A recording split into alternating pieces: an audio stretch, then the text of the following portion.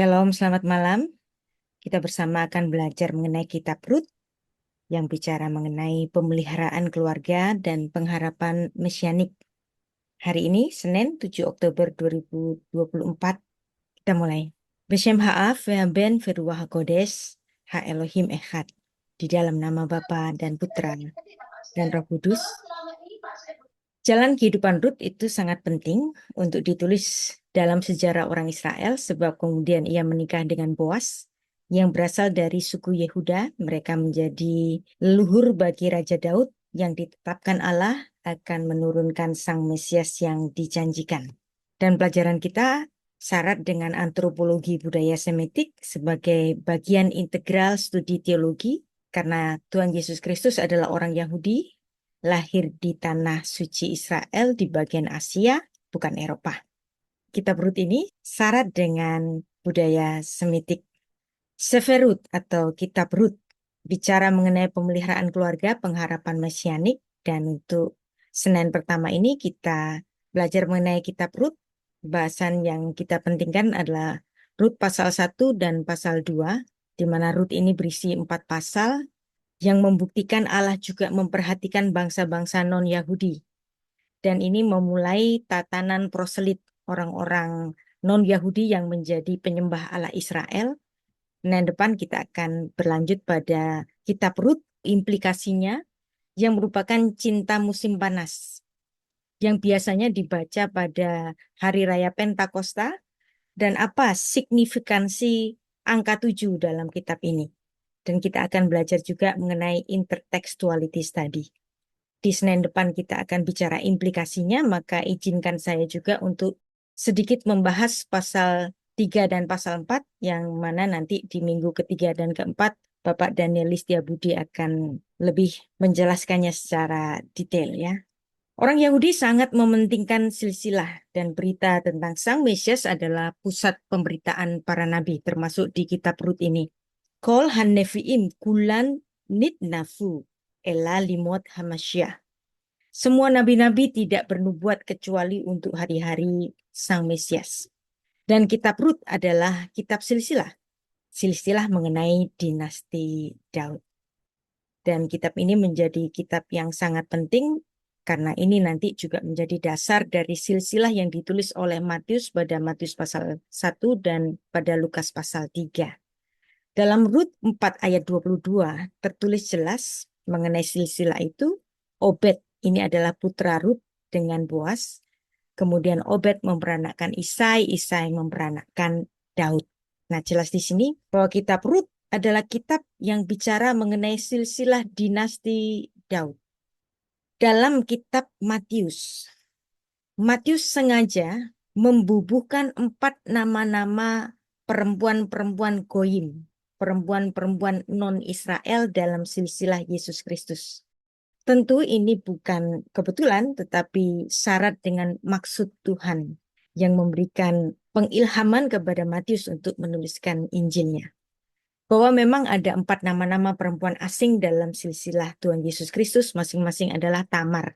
Tamar bukan orang Israel. Tamar itu perempuan Kanaan, Matius 1 ayat 3, kemudian ada nama Rahab yang menjadi ibu dari Boas.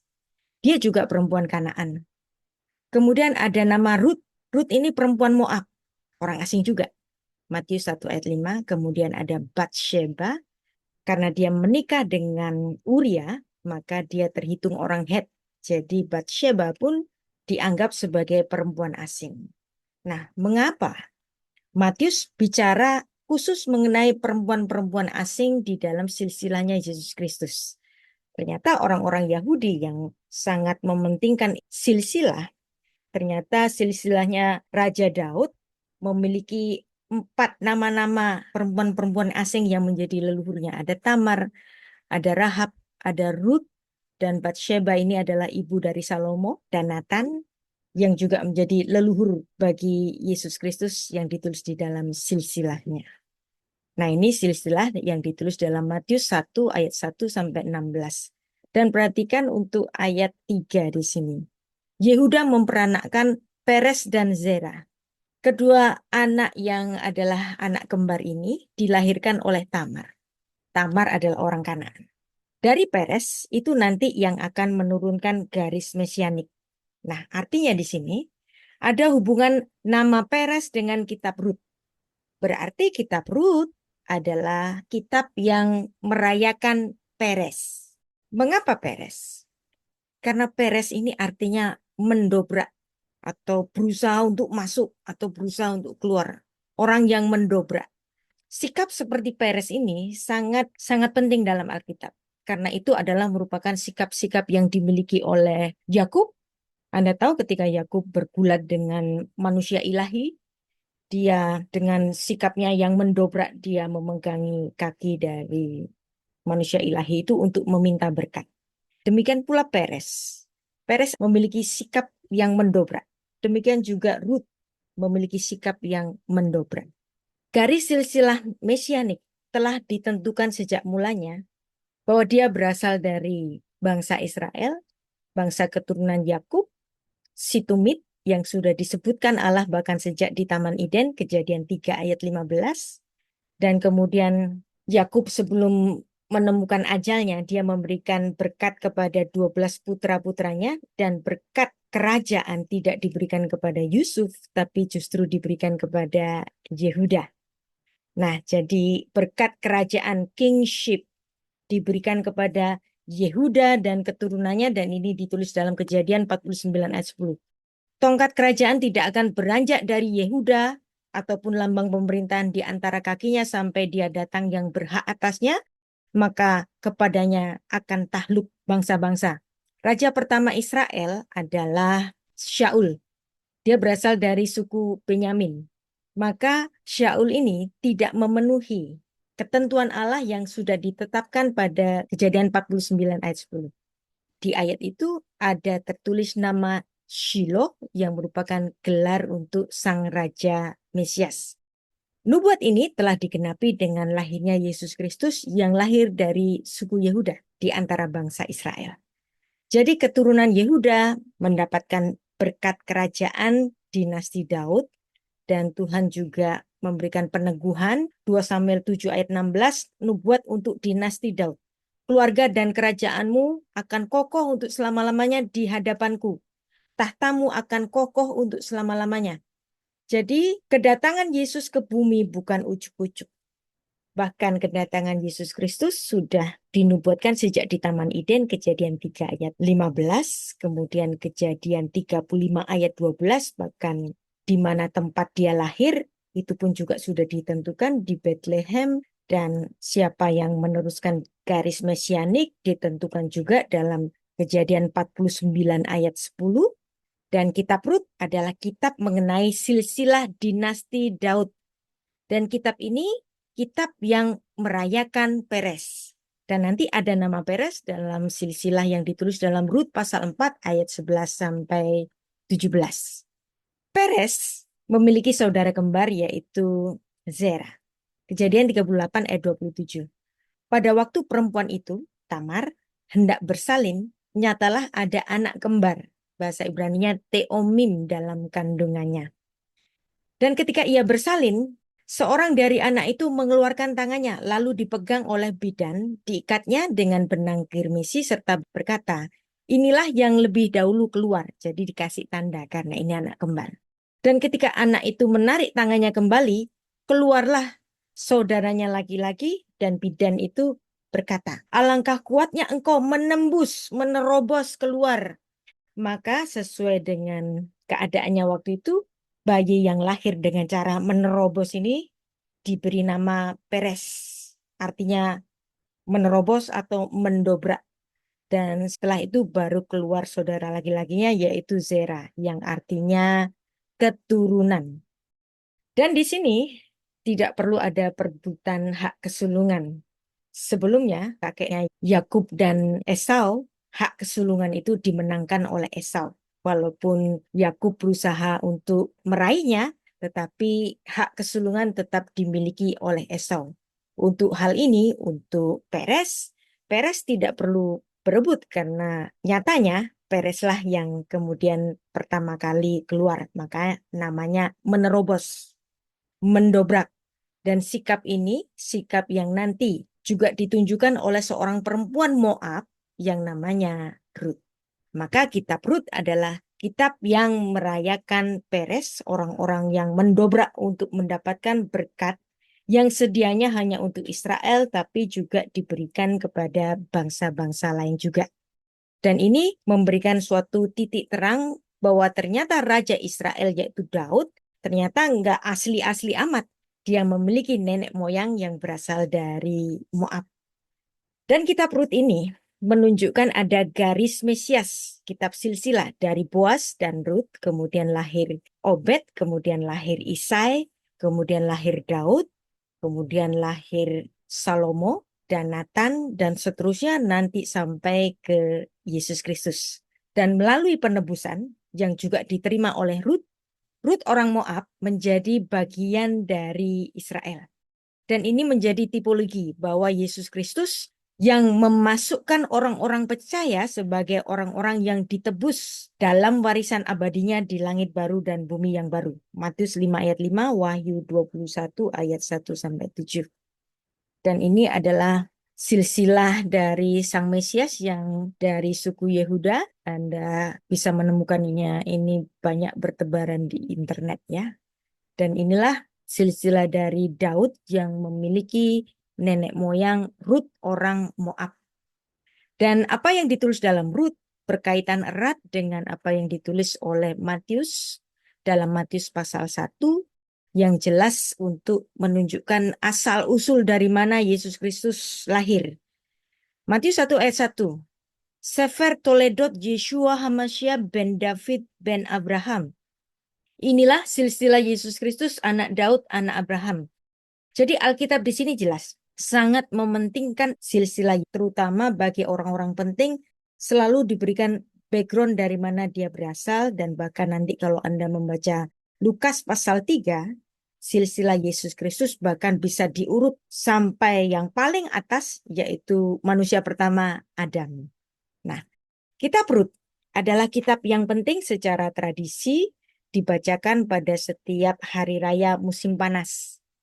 Jadi negara yang memiliki 4 musim di Israel di sini termasuk, setiap musim semi orang-orang Israel itu merayakan Paskah, musim panas merayakan Pentakosta, musim gugur merayakan hari raya Pondok Daun atau Sukot.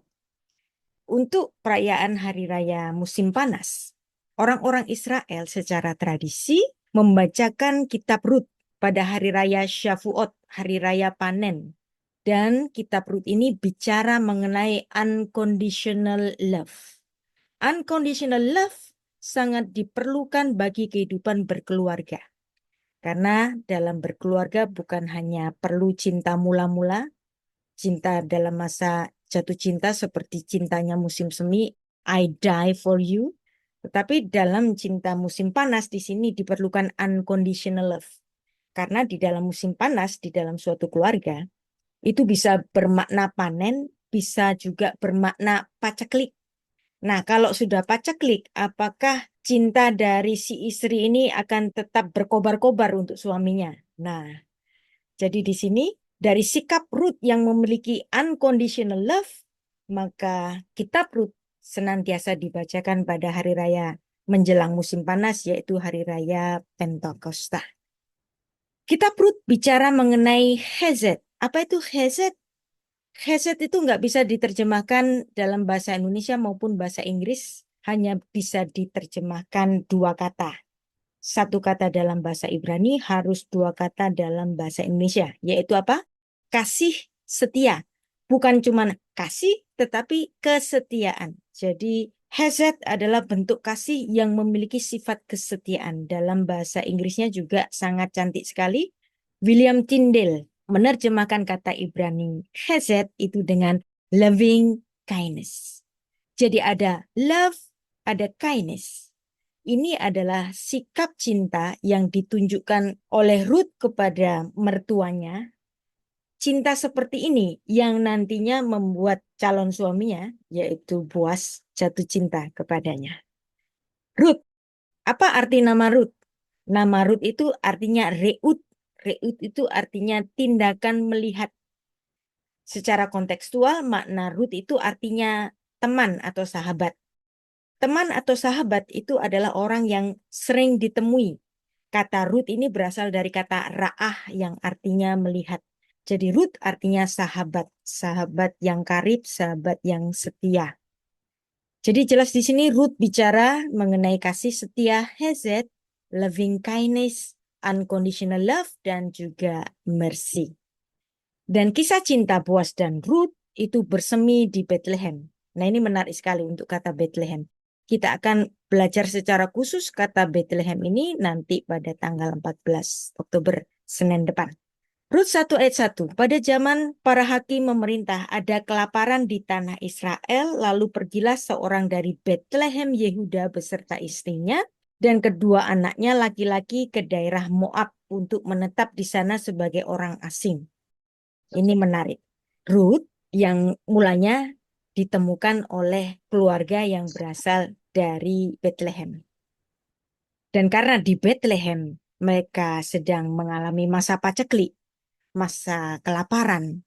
Kemudian mereka pindah ke tanah Moab. Jadi Anda bisa lihat di sini, ini adalah Bethlehem, artinya adalah rumah roti. Wow, bagaimana mungkin wilayah yang namanya rumah roti di situ ada bala kelaparan. Maka keluarga Elimelek pindah bersama istri dan kedua putranya pergi ke tanah Moab. Tampaknya ini adalah satu keanehan. Bagaimana mungkin rumah roti yang seharusnya berisi banyak bahan makanan, di situ ada kelaparan membuat keluarga ini harus berpindah ke Moab.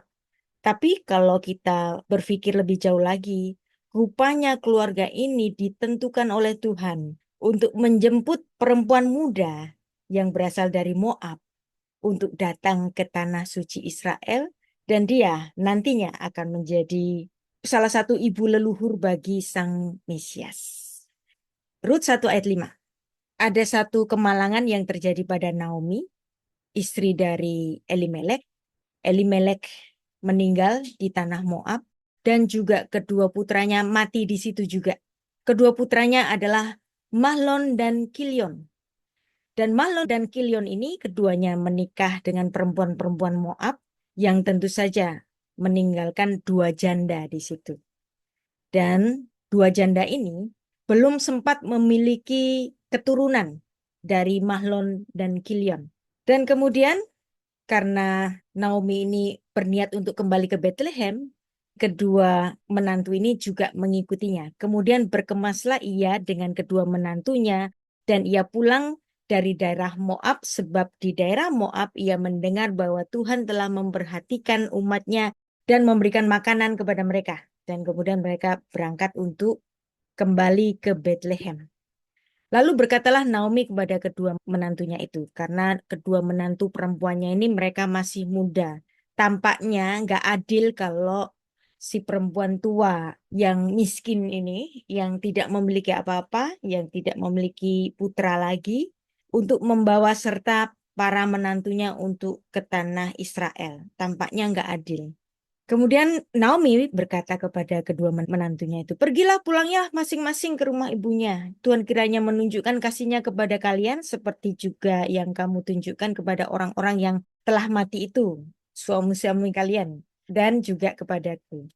Kiranya atas karunia Tuhan kamu mendapat perlindungan masing-masing di rumah suaminya, lalu diciumilah mereka dan mereka menangis dengan suara keras.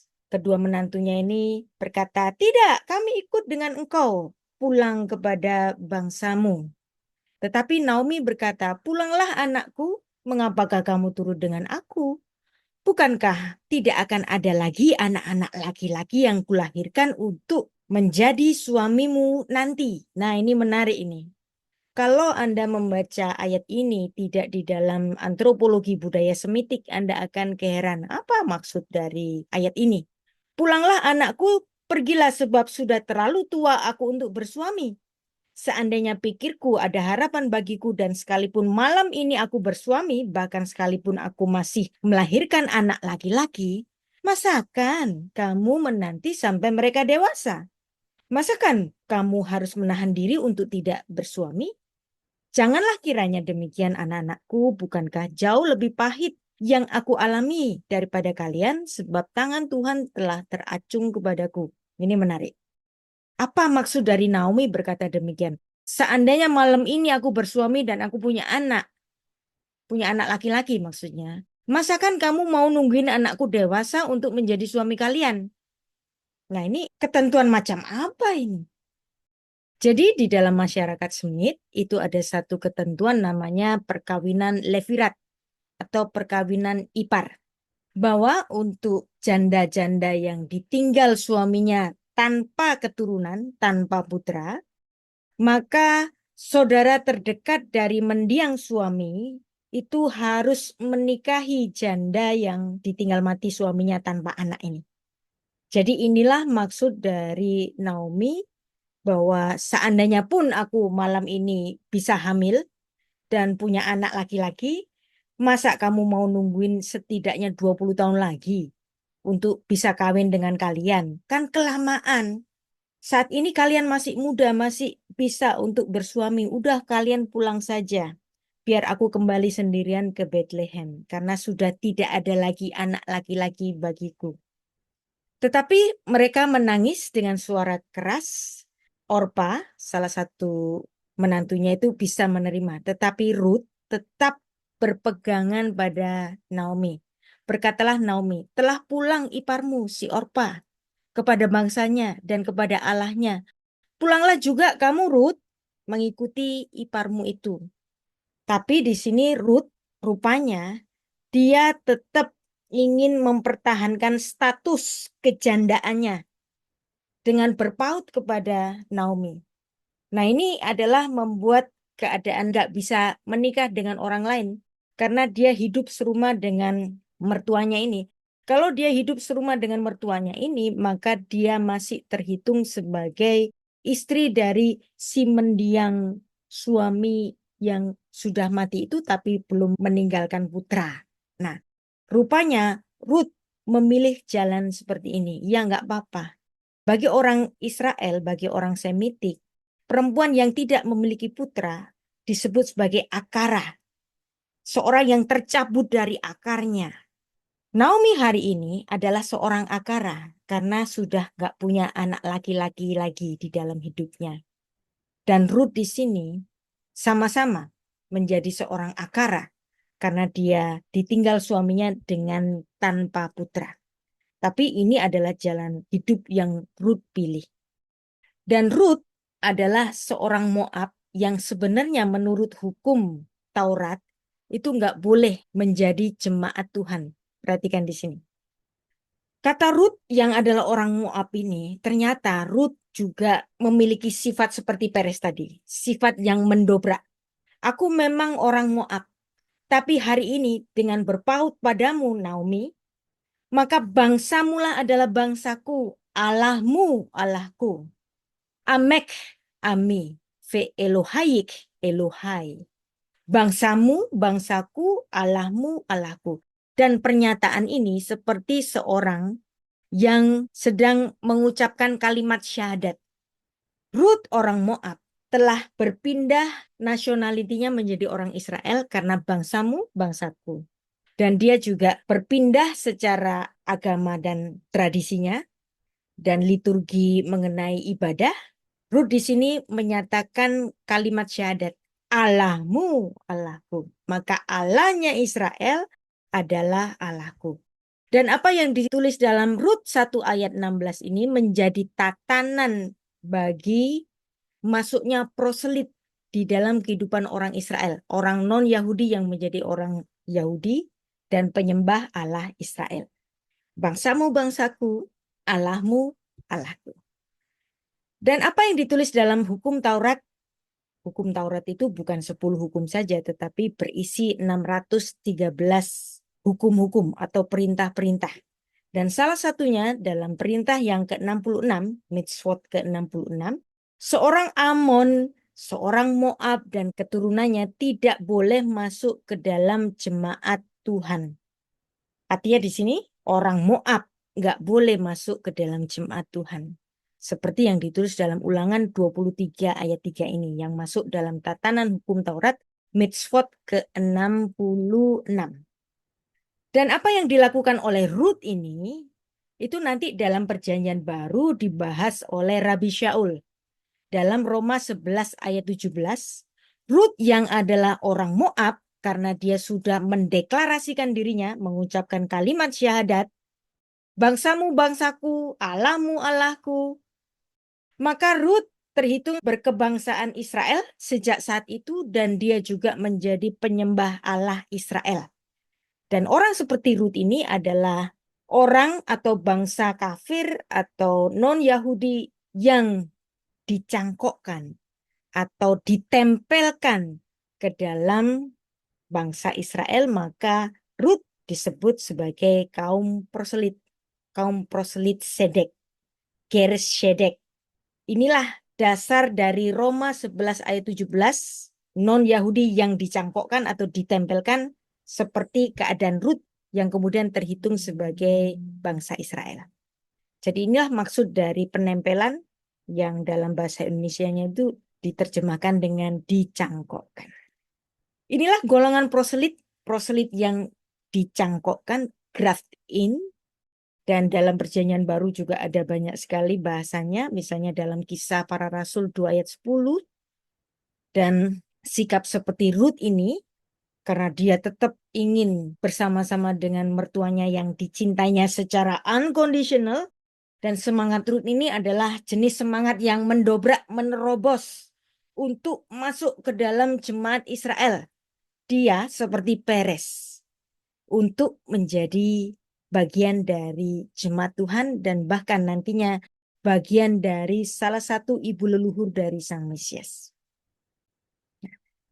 Jadi cinta bersemi nantinya di Bethlehem. Kata Bethlehem secara harfiah artinya rumah roti atau rumah makanan. Beit artinya rumah, lechem artinya roti atau makanan. Rangkaian aksara Bethlehem, Bet, Yod, Taf, Lamet, Chet, dan Mem, kalau dijumlahkan menemukan angka 490. Nah, perhatikan, angka 490 ini adalah tatanan pengampunan yang diajarkan oleh Tuhan Yesus Kristus bahwa pengampunan itu harus 70 kali 7 kali. Jadi apa hubungan dari Bethlehem ini dengan tempat kelahiran Yesus? Karena Yesus menyediakan pengampunan dengan kematiannya di kayu salib, maka Yesus tidak boleh lahir di sembarangan tempat.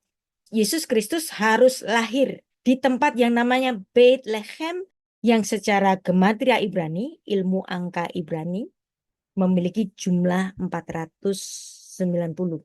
Nah, dari mana kita mendapatkan jumlah 490? Bet nilainya 2, Yod nilainya 10, Taf nilainya 400, Lamet nilainya 30, Chet nilainya 8, Mem nilainya 40, totalnya 490 dan ini merupakan kelipatan 7. 7 dalam filsafat numerik Yahudi atau gematria Ibrani itu adalah angka pengampunan.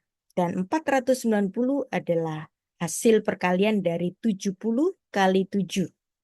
Dan ini adalah tatanan pengampunan yang diajarkan oleh Yesus Kristus dan itulah Bethlehem. Angka 7 juga berhubungan dengan Syavuot. Karena kata Syavuot berasal dari kata 7. Hari Raya Pentakosta itu disebut sebagai Hari Raya 7 minggu. Ada hubungannya dengan angka 7 dan ini juga berhubungan dengan Bethlehem. Kita sudah merayakan Hari Raya Pentakosta pada hari Minggu 19 Mei 2024 yang lalu. Dan untuk Hari Raya Pentakosta Yahudi itu tanggal 11 Juni 2024. Dan kitab Rut bercerita mengenai kisah keluarga Israel yang pindah ke Moab dari Bethlehem. Yang dimana tiba-tiba suami dan kedua putra dari Naomi ini meninggal di tanah Moab. Dan kemudian dia kembali ke tanah Israel, ke kota yang namanya Bethlehem, dengan membawa serta seorang perempuan Moab yang telah menjadi Israel, dan dia telah menjadi penyembah Allah Israel, yaitu Rut. Dan sekarang kita tahu apa itu hukum pernikahan Levirat. Hukum pernikahan Levirat adalah tatanan yang mengharuskan saudara terdekat dari mendiang suami harus menikahi janda yang ditinggal suaminya ketika janda itu belum memiliki keturunan dari mendiang suaminya. Dalam bahasa Ibrani itu Yibum, dalam bahasa Latinnya itu Levirat. Levir itu artinya ipar. Jadi ini pernikahan ipar. Dan pernikahan ipar ini ada ditampakkan dalam kitab Rut ini. Kenapa kok ada tatanan pernikahan ipar semacam ini? Karena bagi orang Yahudi, keturunan itu sangat penting. Berkat keturunan adalah berkat pertama yang diberikan Tuhan kepada umat manusia. Generasi pertama, yaitu Adam dan istrinya. Kejadian 1 ayat 28. Vayevarek otam Elohim, vayomer lachem Elohim, beru urvu, beranak pinaklah dan bertambah banyaklah. Maka kalau dalam sebuah pernikahan belum memiliki keturunan bagi orang Yahudi, ini harus diadakan keturunan, apalagi suami dari perempuan itu sudah meninggal. Maka supaya terjalin terus keturunan dan keturunan itu merupakan berkat Tuhan, ya seperti orang Jawa zaman dahulu banyak anak banyak rezeki, Kejadian 1 ayat 28, maka keturunan ini harus diteruskan oleh keluarga dari mendiang suami yang mati itu tadi. Dan Ruth, ketika dia bersama dengan Naomi, dia tetap ada di dalam status kejandaannya. Tapi tampaknya dia nggak peduli tentang itu. Karena dia sangat mencintai ibu mertuanya. Dan dia, seperti yang digambarkan dengan kelahiran Peres yang dilahirkan oleh Tamar, Ruth ini ngotot, pokoknya aku ikut kamu. Bangsamu, bangsaku, Allahmu, Allahku. Dan ini menjadi satu bukti bahwa ternyata status Raja Daud yang memiliki nenek buyung orang Moab, apakah terhitung sebagai Israel sejati? Apa jawabannya? Jawabannya adalah ya. Daud tetap terhitung sebagai seorang Israel sejati karena Ruth telah berubah keyakinan menjadi penyembah Allah Israel. Dengan pernyataannya tadi dalam Rut pasal 1 ayat 16, bangsamu, bangsaku, Allahmu, Allahku. Nah, ketika Naomi melihat kegigihan hati Rut, maka kemudian dia membiarkan wanita muda ini pulang bersamanya ke Bethlehem. Nah, nama Naomi adalah nama yang sangat bagus, artinya pleasant, menyenangkan, pleasant. Karena dia ditinggal mati oleh suaminya, ditinggal mati oleh kedua putranya. Dia nggak merasa bahwa namanya itu cocok dengan kehidupannya. Aku nggak mau lagi disebut Naomi, yang artinya pleasant, karena hidupku nggak pleasant lagi. Tapi panggil aku Mara, karena hidupku pahit. Dan di sini dalam Rut 1 ayat 22, adalah perjalanan kedua janda, kedua akara itu menuju ke Bethlehem. Dan ternyata di Bethlehem pada saat itu terjadi permulaan musim menuai. Nah, inilah yang menyebabkan mengapa kitab Rut secara tradisi selalu dibacakan pada hari raya Pentakosta sebagai pernyataan, sebagai kisah cinta unconditional. Dalam hukum Taurat Mitzvot ke-44, ada ketentuan hukum Taurat bahwa pada setiap panen yang dimiliki oleh orang-orang Israel, mereka nggak boleh membabat habis hasil panennya. Mereka harus menyisakan panen bagi orang-orang miskin. Ini ditulis dalam Imamat 19 ayat 9. Dan di situ ternyata pemilik panenan itu adalah seorang yang bernama Boas. Dan ternyata Boas ini masih sanak atau keluarga dari Elimelek, suami dari Naomi. Rut 2 ayat 1, Naomi mempunyai seorang sanak dari pihak suaminya, seorang yang kaya raya, ini bahasa Indonesianya. Terjemahan ini lost in translation, tidak menampilkan isi makna betul-betul dari naskah bahasa Ibraninya. Saya bacakan bahasa Ibraninya. Ule Naomi moda leisha ish gibor khayil. Nah, ini ish laki-laki, gibor perkasa, mulia, khayil ini pahlawan. Ya, jadi laki-laki perkasa, mulia, dan dia adalah seorang pahlawan. Tapi perhatikan, dalam LAI diterjemahkan dengan seorang yang kaya raya. Ya, seorang yang mulia bisa jadi dia seorang yang kaya. Seorang pahlawan bisa jadi seorang yang kaya, tapi seorang kaya belum tentu menjadi orang yang mulia atau seorang yang perkasa atau seorang yang menjadi pahlawan. Tetapi di sini istilah ish gibor khail ini sebenarnya harus diterjemahkan dengan lelaki agung yang menjadi pahlawan. Dan tentu saja dia menjadi seorang kaya di antara kaum sebangsanya. Dia berasal dari kaum Elimelek, namanya Boas. Nah, Boas ini lahir dari seorang perempuan Kanaan yang bernama Rahab. Bapaknya namanya Sam. Jadi inilah kenapa kita sebagai orang Kristen nggak bisa percaya begitu saja dengan sajian terjemahan. Ya, karena sajian terjemahan memiliki banyak loss in translation, termasuk dalam menerjemahkan Ish Gibor Khail. Sengaja saya kasih gambar laki-laki perkasa seperti ini dan seorang prajurit perkasa yang umurnya nggak muda lagi, ya 40-an ke atas begitu. Karena seorang jenderal, seorang yang mulia pasti dia sudah senior berumur, setidaknya berumur 40-an. Maka saya berikan gambar jenderal seperti ini supaya Anda dapat membayangkan gimana sih tampangnya Boas itu kayak gimana sih orang kaya yang kayak gimana. Banyak orang kaya tapi bukan mulia. Banyak orang kaya tapi bukan pahlawan. Dan Ish Gibor Khail adalah gelar mulia bagi Boas dan apa yang dimiliki, karakter yang dimiliki oleh Boas ini nanti diwarisi oleh cucunya yang bernama Daud dan Salomo. Nah, ini makanya menarik.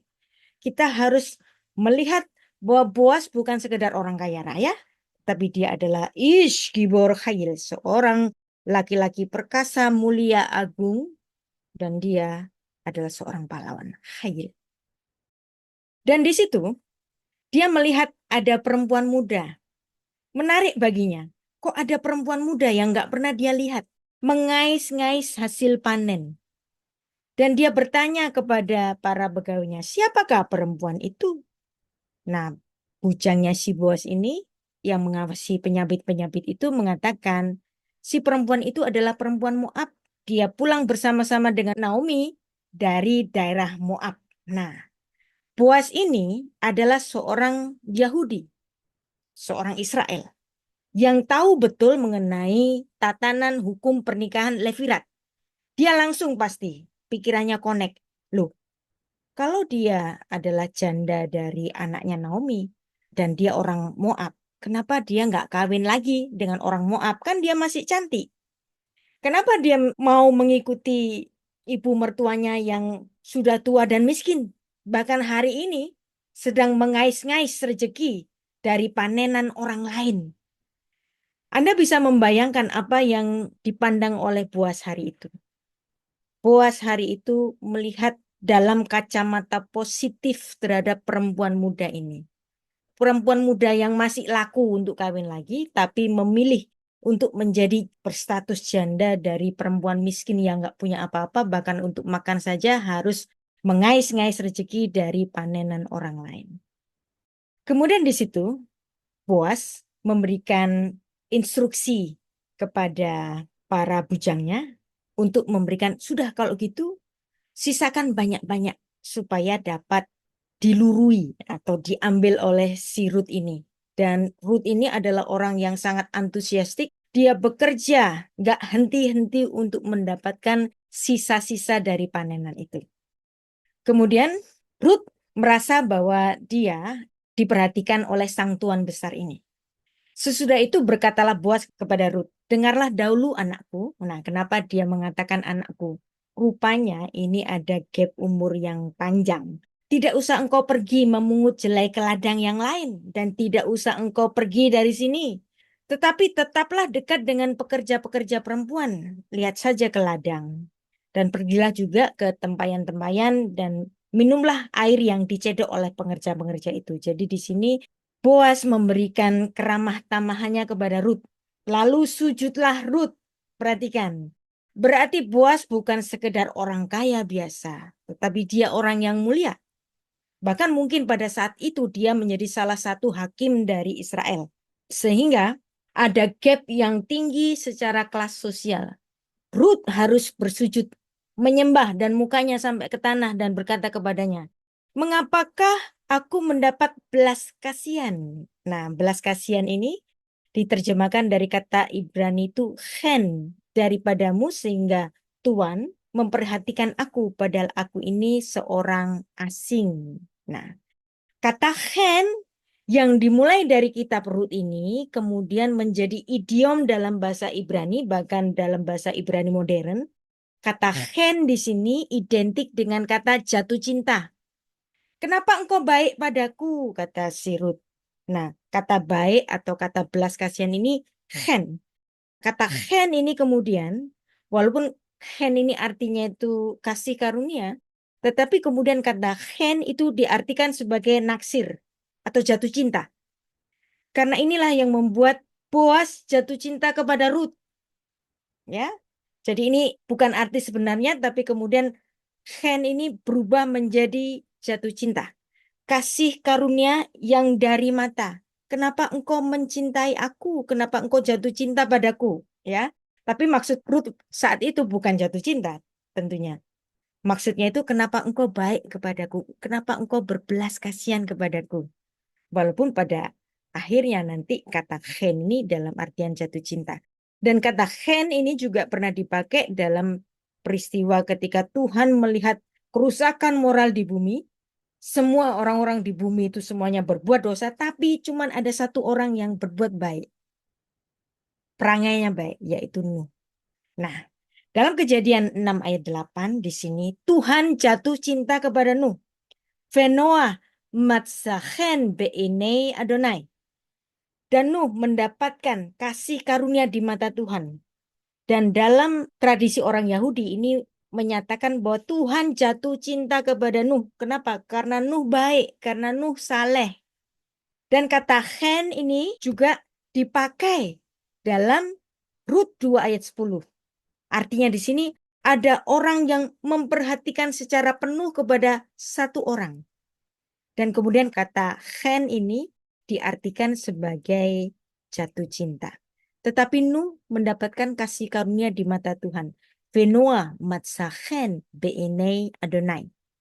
Rut di sini juga mengatakan, "Matsaati chen be'eneha." Kenapa aku mendapatkan kasih karunia di matamu, Tuan Boas? Nah, dengan membandingkan apa yang ditulis dalam Rut 2 ayat 10 dan Kejadian 6 ayat 8, di sini adalah momen di mana seorang yang sangat tinggi pangkatnya jatuh hati kepada orang yang jauh di bawahnya oleh karena kebaikan budi dari seseorang itu. Tuhan jatuh cinta dengan Nuh. Boas jatuh cinta dengan Rut. Dalam bahasa Ibrani modern, kemudian kata chen tadi digunakan sebagai slang word bagi muda-mudi yang sedang jatuh cinta.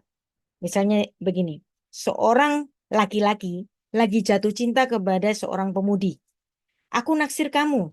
Bahasa Ibrani modernnya itu dia nembak gitu ya. Ata mutsehen be'enai. Aku naksir kamu. Nah, ini diucapkan dari perempuan kepada laki-laki. Ata mutsehen be'enai. Tapi bagaimana laki-laki mengatakan jatuh cinta kepada perempuan? At mutsehen be'enai. Aku naksir kamu. Diucapkan laki-laki kepada perempuan. Nah, jadi di sini bahkan dalam Rut 2 ayat 3, kata chen ini kembali lagi diucapkan oleh Rut. Dan ini adalah momen di mana Boas mulai jatuh cinta. Tetapi kenapa dia nggak maju terus? Nah, ini pertanyaannya. Kemudian ketika Rut itu pulang, membawa banyak bahan makanan ke rumah, lalu berceritalah Rut kepada Naomi. Dan kemudian Naomi dengan mata berbinar-binar, dia berkata kepada Rut, ayat 20. Sesudah itu berkatalah Naomi kepada menantunya, "Diberkatilah kiranya orang itu oleh Tuhan yang rela mengaruniakan kasih setianya, Chen, kepada orang yang hidup dan yang mati." Lalu kata Naomi kepadanya, "Orang itu, Boas itu, kerabat kita loh." Nah, Anda tahu, dialah salah seorang yang wajib menebus kita. yang artinya Boaz ini adalah pihak yang bisa menjadi suaminya Ruth karena Boaz adalah kerabat dari mendiang suami dari Ruth. Nah, jadi artinya di sini Ruth bisa menikah dengan Boaz. Tapi tampaknya Boaz kenapa enggak maju-maju untuk melamar Ruth? Dan inilah yang kemudian ditunggu-tunggu oleh Naomi. Kok enggak maju-maju sih? Kan Boaz itu sanak kita. Kenapa dia tidak segera menikahi kamu? Maka kemudian Naomi melakukan siasat. Apa siasatnya? Ya, sebenarnya ini yang nanti akan dijelaskan oleh Pak Daniel Setiabudi, tapi izinkan saya untuk membahasnya sedikit ya, supaya kita tahu apa implikasi dari hukum pernikahan Levirat. Karena seolah-olah di sini Naomi melihat Boaz tidak mau melaksanakan kewajiban hukum pernikahan Levirat. Kalau dia nggak mau melakukan hukum pernikahan Levirat, ya udah dijebak aja deh, gitu, kata si Naomi. Ya. Lalu Naomi mertuanya berkata kepada Ruth, anakku, apakah tidak ada baiknya jika aku mencari tempat perlindungan bagimu supaya engkau berbahagia? Maka sekarang, bukankah Boaz yang pengerja-pengerja perempuan telah kau temani itu adalah sanak kita, keluarga kita? Dia malam ini menampi jelai di tempat pengirikan. Maka mandilah dan beruraplah, pakailah pakaian bagusmu, pergilah ke tempat pengirikan itu. Tapi jangan ketahuan orang lain sebelum orang-orang itu selesai makan dan minum.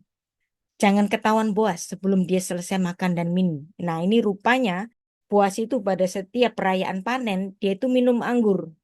Dan kemudian ketika minum anggur, Naomi ini tanya-tanya gitu. Biasanya Boaz itu agak teler, mabuk kebanyakan anggur. Biasanya kalau sudah mabuk di malam perayaan panen, dia tuh nggak pulang. Jadi dia tidur di tempat pengirikan itu. Jadi kamu ya berdandanlah yang bagus, pakai baju yang bagus. Nanti kalau dia masuk ke gudang itu, ke gudang makanan itu, kamu nanti tidur di kakinya. Nah, jadi di sini Ruth yang setia kepada mertuanya, dia melakukan apa saja yang diminta oleh mertuanya. Artinya di sini Naomi berpikiran seperti ini. Karena Boaz nggak segera datang melamarmu, ya udah dijebak aja. Dia kan lagi mabok tuh.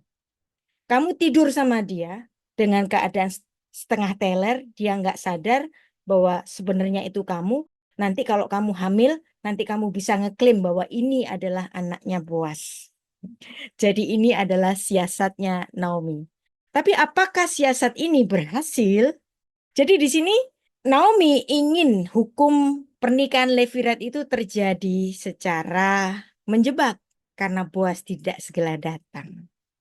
Dan Boaz ini adalah orang yang menebus Ruth ini. Jadi kemudian Ruth mengikuti apa saja yang diinginkan oleh mertuanya itu. Dan ketika Boaz kembali dari minum-minum agak teler-teler gitu, dan kemudian Ruth ini diminta berbaring di kakinya Boaz. Dan kemudian ternyata Boaz ini nggak teler-teler amat. Ternyata dia masih sadar. Dia kaget melihat ada perempuan muda di tempat itu yang tidur dengannya. Dan kemudian Boaz dengan suara yang keras kaget gitu kan. Bertanyalah dia, siapakah engkau ini? Nah, Anda lihat di sini, Ruth sedang ketakutan. Aku Ruth, hambamu. Ruth di sini sangat sopan sekali. Dia tidak menggoda secara seksual, tetapi dia mengungkapkan maksud kedatangannya di situ. Dia menginginkan, kembangkanlah kiranya sayapmu. Aku butuh perlindungan. Aku ini janda yang tidak punya anak. Maka aku perlu perlindungan. Maka kembangkanlah kiranya sayapmu melindungi hambamu ini. Sebab engkaulah seorang kaum yang wajib menebus kami. Hukum pernikahan Levirat. Nah, di sini Boaz tahu. Ini bukan kegenitannya si Ruth, tetapi ini adalah pelaksanaan dari hukum pernikahan Levirat yang tentu saja mungkin Ruth tidak paham tentang itu, tapi yang paham betul adalah Naomi. Jadi kedatangan Rut di situ adalah atas perintah Naomi. Sehingga Boas di sini tidak menyalahkan Rut. Lalu kemudian Boas berkata dengan sangat ramah, "Diberkatilah kiranya engkau oleh Tuhan, ya anakku. Sekarang engkau menunjukkan kasihmu yang lebih nyata, bahkan engkau sampai rela malu mendapatkan anak secara tidak wajar denganku. Kalau aku tadi itu nggak sadar gitu, seandainya kamu tiba-tiba hamil kan kamu berani malu di sini. Maka engkau menunjukkan kasihmu lebih nyata pada mertuamu itu. Dari yang pertama kali yang telah aku lihat. Engkau tidak mengejar-ngejar orang muda, baik yang miskin maupun yang kaya." Jadi di sini Boas melihat perangai yang baik dari Rut, seorang yang berbudi, bukan seorang yang kegenitan gitu. Nah, kemudian Rut 3 ayat 11 menunjukkan, Anda tahu tadi Boas itu disebut dengan gelar Ish Gibor Khail. Dan di sini Boas memberikan penghormatannya kepada Rut. Rut disebutnya sebagai Eshet Khail. Eshet Khail. Perempuan jagoan. Perempuan yang menjadi pahlawan. Pahlawan keluarga. Karena dia sedang menegakkan hukum pernikahan Levirat. Dengan cara yang sangat sopan. Bukan dengan cara menggoda Boas. Nah, jadi istilah Eshet Khail. Perempuan yang cakap. Atau perempuan baik-baik. Nah, di sini ya. Lagi-lagi terjemahannya kurang tepat atau lost in translation karena di sini Eshet itu artinya perempuan atau istri, dan kemudian di sini ada Khail. Khail itu bukan berarti baik-baik tetapi berarti pahlawan, jagoan. Seperti gelarnya Boas, Ish Gibor Khail, Rut Eshet Khail. Istilah Eshet Khail ini nanti dipakai oleh Salomo sebagai penutup bagi kitab Amsal dalam kitab Amsal pasal 31 ayat 10. Eshet Khail miyimsa. Istri yang cakap, siapakah yang memilikinya? Nah, jadi di sini kata istri yang cakap, Eshet Khail, diambil oleh Salomo dalam Rut 3 ayat 11. Salomo mengatakan, yang memiliki istri jagoan, istri yang menjadi pahlawan, adalah seorang yang sangat diberkati. Dia bukan aku, tapi dia adalah Boas, kakekku, yang mendapatkan perempuan yang menjadi pahlawan, Eshet Khail. Jadi Amsal 31 ayat 10, istilah Eshet Khail ini adalah istilah militer. Kata Khail ini adalah istilah militer. Jadi kalau diartikan sebagai istri yang cakap, rasa militernya itu nggak ada. Atau nafas militernya itu nggak ada. Istri yang cakap, siapakah yang punya? Tapi kalau saya menerjemahkan, Eshet Khail minsa, istri jagoan. Istri yang menjadi pahlawan keluarga. Siapakah yang memilikinya? Inilah Rut. Dari Rut yang adalah Eshet Khail, maka keluarga itu menjadi keluarga yang diberkati.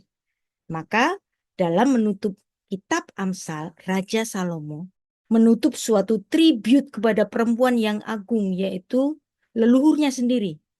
Bahwa di dalam keluarga, kedudukan istri itu sangat penting. Kenapa sangat penting? Karena dia adalah si pembuat hukum pertama bagi anak-anaknya. Dia adalah pendidik pertama bagi anak-anaknya. Dia yang memperkenalkan etiket, unggah-ungguh, dan kesopanan pertama kepada anak-anaknya. Maka berbahagialah setiap laki-laki yang memiliki istri Eshet Khail, istri yang perkasa, istri yang sangat cakap, istri yang menjadi pahlawan bagi keluarga. Dan kata istilah Khail di sini, Khail ya, itu artinya pahlawan. Ini adalah istilah militer. Banyak sekali istilah-istilah militer di dalam Alkitab yang justru dikenakan kepada perempuan. Ada korelasi. Boas yang disebut Ish Gibor Khail memiliki istri yang namanya Eshet Khail, yaitu Rut. Namun demikian, Boas, walaupun dia sudah tahu bahwa dia adalah seorang sanak yang memiliki kewajiban untuk menebus Rut, dia tahu kenapa dia tadi itu tidak segera melamar Rut walaupun dia sudah jatuh cinta. Karena sebenarnya di antara keluarga mereka ada sebenarnya laki-laki yang memiliki kekerabatan lebih dekat daripada Boas. Di sini dituliskan dalam Rut 3 ayat 12. Maka sekarang memang aku seorang kaum yang wajib menebus, tapi walaupun demikian masih ada lagi seorang penebus yang lebih dekat daripadaku. Maka izinkanlah aku untuk menyelesaikan masalah ini. Sekarang kamu tidurlah dan nanti pagi-pagi aku akan pergi ke pintu gerbang. Nah, kemudian di sini tampaklah bahwa Boas adalah seorang laki-laki gentleman. Dia nggak mau ambil benefit dari kenaifan perempuan ini. Dia nggak mau ngambil benefit. Dia tidak mau meniduri perempuan muda ini sebelum perempuan muda ini dipinangnya menjadi istrinya. Jadi kemudian Ruth pulang bertemu dengan Naomi. Kemudian Naomi bertanya dengan penuh semangat dan kecurigaan, tadi malam kamu diapain? Apakah kamu sudah tidur dengannya? Tapi ternyata di sini Ruth mengatakan tidak. Dan Ruth mengatakan bahwa Boas pagi-pagi ini dia mau menyelesaikan masalah tentang ini di pintu gerbang. Nah, dan Boas kemudian mengumpulkan para tetua-tetua di Israel untuk berkumpul di pintu gerbang untuk menjadi saksi bahwa ada seorang janda yang ditinggal mati suaminya tanpa putra, maka dia juga menghadirkan laki-laki yang menjadi sanak yang secara kekerabatan itu lebih dekat. Dia bertanya kepada laki-laki itu, apakah kamu bersedia untuk meminang janda dari sanak kita, yaitu Mahlon? Tetapi rupanya laki-laki itu menolak untuk menebus Rut. Ketika laki-laki ini menolak untuk menebus Rut yang dirupakan dengan meninggalkan salah satu dari kasutnya, kemudian barulah Boas di hadapan 10 tua-tua dari kota itu, mereka semuanya menjadi saksi bahwa Boaslah yang akan memperistri Rut, perempuan Moab itu. Dan kemudian Rut barulah menikah dengan Boas. Nah, dari sini ketika Rut, perempuan Moab yang dulunya istri Mahlon kemudian menjadi istrinya Boas, istriku di sini, orang-orang yang di kota Bethlehem itu semuanya hadir dan tua-tua itu mengatakan, Tuhan kiranya membuat perempuan yang akan masuk ke rumahmu sama seperti Rahel dan Lea, sama seperti ibu-ibu leluhur dari Israel, yang keduanya telah membangun umat Israel, biarlah engkau menjadi makmur di Efrata, dan biarlah namamu termasuk di Bethlehem, keturunanmu kiranya menjadi seperti keturunan Peres. Nah, jelas di sini bahwa kitab Rut adalah kitab yang merayakan Peres. Yang dilahirkan Tamar bagi Yehuda karena anak-anak yang akan diberikan Tuhan kepadamu dari perempuan ini. Jadi inilah kitab Rut yang merayakan Peres, dan betul-betul di sini Rut diambil sebagai istri secara sah oleh Boas, dan setelah mengambil secara sah sebagai istrinya barulah dihampirinya dia. Di sini betul-betul ada kemartabatan yang tinggi dari seorang laki-laki gentleman Boas ini, dan barulah perempuan itu mengandung dan melahirkan anak laki-laki yang dinamai Obed. Dan Boas di sini sebagai seorang Goel, sebagai seorang penebus bagi perempuan malang yang tidak memiliki apa-apa, yang akara, yang tercabut dari akarnya karena tidak menerima benih dari suaminya sehingga dia melahirkan putra, maka pernikahan ini melalui jalur penebusan, yaitu sanak dari mendiang suaminya yang memperistri Rut yang ditinggal mati suaminya ini. Jadi inilah Rut sebagai kitab silsilah mesianik yang dimana pada pernikahan mereka tetangga-tetangga perempuan memberikan nama kepada anak itu pada Naomi yang telah lahir seorang anak laki-laki, lalu mereka menyebutkan namanya Obed. Dialah yang menjadi ayah Isai, ayah Daud. Jadi di sini dari Tamar dan Yehuda lahir Peres, ada Hesron, Ram, Aminadab, Nahson, kemudian dari Salmon menikah dengan Rahab, ini juga perempuan asing, lahir Boas. Boas menikah juga dengan perempuan asing yang sudah ditebusnya itu, melahirkan Obed, kemudian Isai, kemudian melahirkan Daud. Dari Betsheba lahir 2 putra, yaitu Salmon dan Nathan. Kemudian dari garis Salomo ini ditulis kitab silsilah dalam kitab Matius, dari garis Nathan ditulis kitab silsilah yang ditulis oleh Lukas.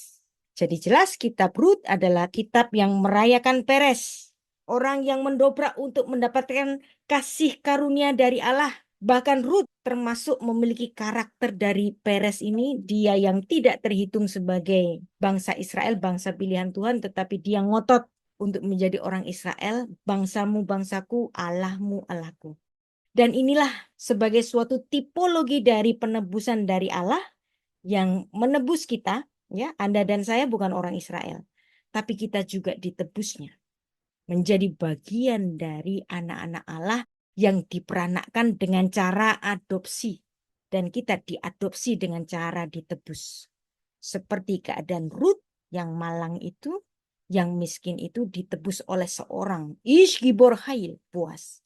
Kita ditebus oleh Allah yang perkasa, El Gibor, Allah Israel.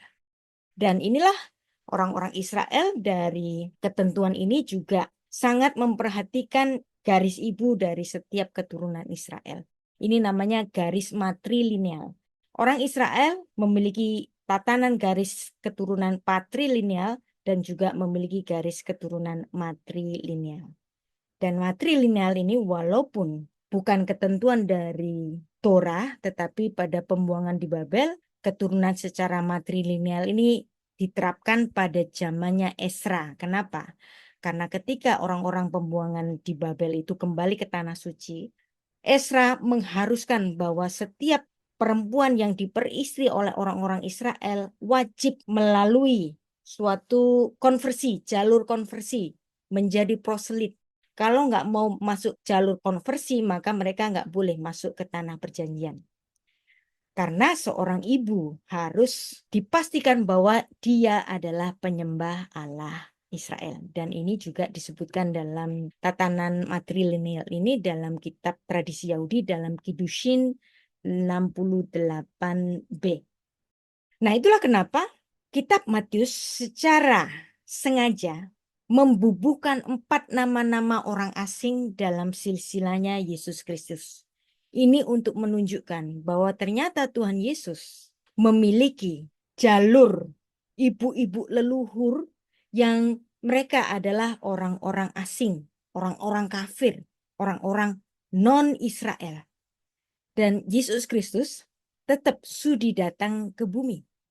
Dan nama-namanya secara jelas dituliskan oleh Matius.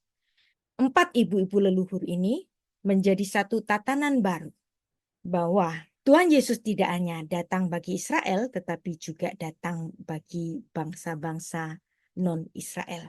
Dan Ruth menjadi special case. Walaupun dia adalah orang Moab, tetapi karena pengakuannya bahwa dia menyembah Allah Israel, maka dia terhitung sebagai orang Israel. Dan bukan itu saja, Ruth menjadi orang Israel dengan jalur penebusan. Penebusan dari siapa? Penebusan dari Boaz. Artinya di sini dengan penulisan nama-nama perempuan asing, perempuan kafir, Tuhan menerima bangsa-bangsa non-Yahudi, non-Israel dalam rencana keselamatannya. Dengan kata lain, Matius ingin menunjukkan bahwa Injil itu universal. Bahwa manusia tidak luput dari dosa dan olehnya manusia butuh diampuni, butuh ditebus. Dan Tuhan Yesus datang tidak untuk memanggil orang benar, melainkan orang berdosa. Anda tahu? Tamar pernah ada kejadian asusila bersama dengan Yehuda. Dan Rahab juga seorang perempuan asusila, dia seorang perempuan sundal, tetapi dia menjadi leluhur dari Sang Mesias. Artinya di sini, Tuhan Yesus pun mau lahir dari jalur perempuan aneh-aneh ini. Yang artinya memang Tuhan Yesus tidak lagi melihat dosa-dosa seseorang apabila dia sudah bertobat dan menjadi penyembah Allah Israel. Maka siapapun orangnya, tidak peduli latar belakangnya, rasnya maupun sejarah kehidupannya, semuanya berhak mendapatkan berita Injil yang dapat menjadi bagian dari jemaat Tuhan karena iman.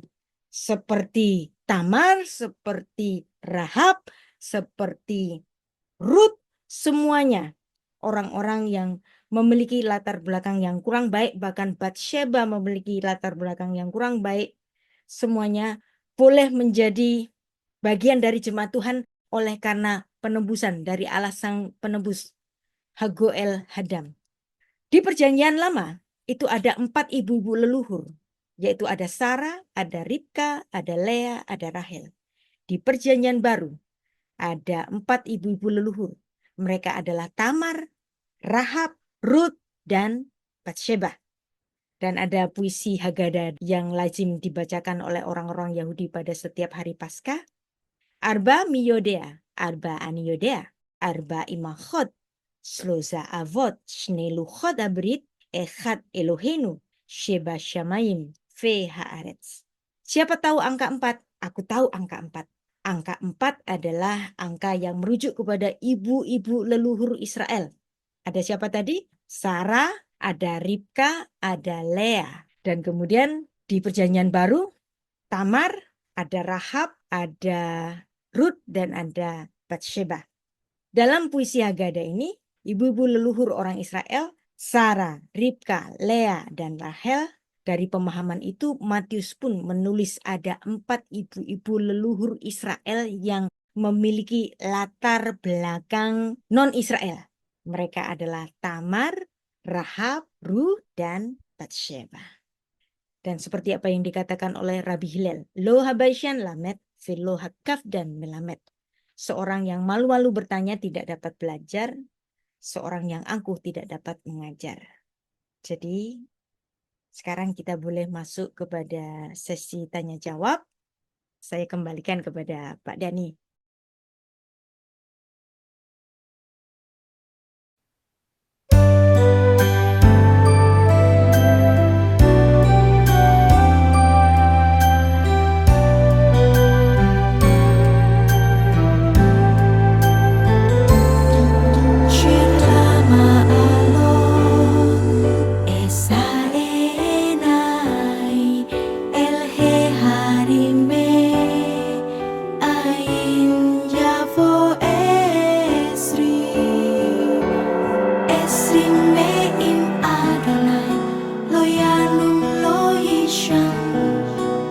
Hashomer ose shama